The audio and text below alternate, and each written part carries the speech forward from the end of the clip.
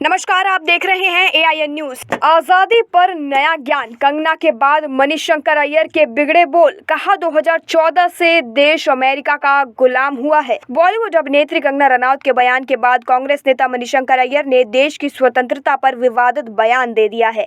अय्यर ने कहा कि पिछले 7 साल से हम देख रहे हैं कि हम अमेरिकियों के गुलाम बनकर बैठ गए हैं।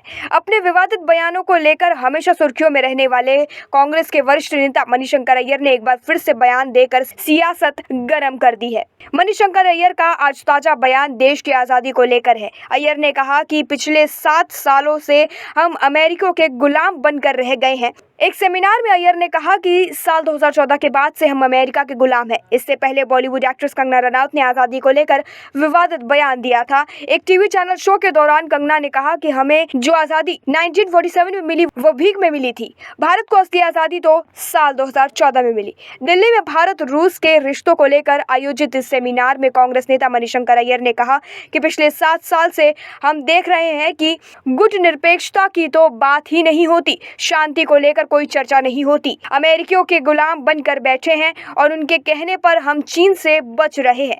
हम कहें कि चीन के सबसे करीब दोस्त तो आप ही हैं। दरअसल मणिशंकर अय्यर भारत अमेरिका के बीच मजबूत हो रहे संबंधों को लेकर सवाल खड़े कर रहे हैं। अय्यर का कहना था कि भारत और रूस के रिश्ते बरसों पुराने हैं। रूस ने भारत को हमेशा सहयोग किया है, लेकिन जब से मोदी सत्ता में आए हैं ये रिश्ता कमजोर हुआ है। मणिशंकर अय्यर ने कहा कि 2014 तक रूस के साथ हमारे संबंध और व्यापार अच्छे थे, लेकिन पिछले 7 सालों में काफी कम हो चुके हैं। बताते पिछले दिनों कंगना रनौत ने कहा था कि 1947 में भारत को मिली आजादी भीख की तरह था। देश को असली आजादी 2014 में मिली है। कंगना का ये बयान सोशल मीडिया पर तेजी से वायरल हुआ। इसे लेकर कंगना की खूब आलोचना भी हुई। लोगों ने इसे स्वतंत्रता सेनानियों का सरासर अपमान बताया और माफी मांगने की अपील की। हालांकि कंगना रनौत ने माफी नहीं मांगी। बाकी जानकारी के लिए और अपडेट के लिए जुड़े रहिए और देखते रहिए AIN न्यूज।